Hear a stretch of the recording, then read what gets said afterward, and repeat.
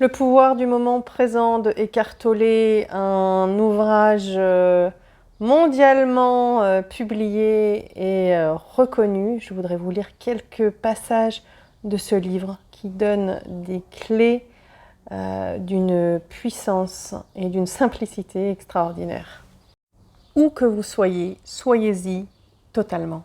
Essayez de vous surprendre en train de vous plaindre par des paroles ou en pensée d'une situation dans laquelle vous vous trouvez, de ce que les autres font ou disent, de votre cadre de vie, de vos conditions de vie, et même du temps qu'il fait. Se lamenter, c'est toujours et encore ne pas accepter ce qui est. Cette attitude comporte invariablement une charge négative inconsciente. Lorsque vous vous plaignez, vous adoptez une attitude de victime. Lorsque vous vous exprimez, vous reprenez votre pouvoir.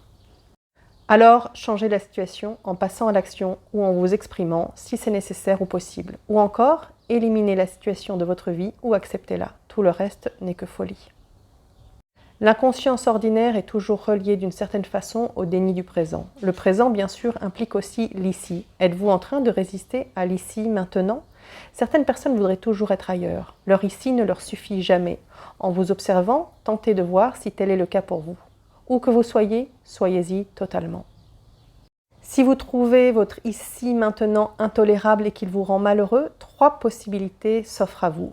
Vous retirer de la situation, la changer ou l'accepter totalement. Si vous voulez assumer la responsabilité de votre vie, vous devez choisir l'une de ces 3 options et tout de suite. Puis, acceptez-en les conséquences, sans excuse, sans négativité, sans pollution psychique. Gardez votre espace intérieur dégagé.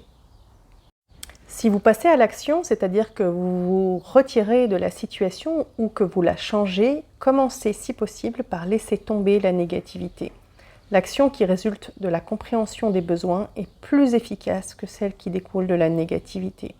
Souvent, il vaut mieux passer à n'importe quelle action que de ne rien faire, surtout si on est piégé depuis longtemps dans une situation malheureuse. S'il s'agit d'une erreur, vous apprendrez au moins quelque chose et dans ce cas, ça n'en sera plus une. Si vous restez dans le piège, vous n'apprendrez rien. La peur vous empêche-t-elle de passer à l'action ? Reconnaissez-la.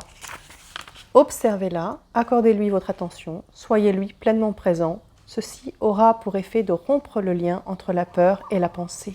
Ne laissez pas la peur vous venir à l'esprit. Utilisez le pouvoir du présent. La peur ne peut l'emporter sur lui.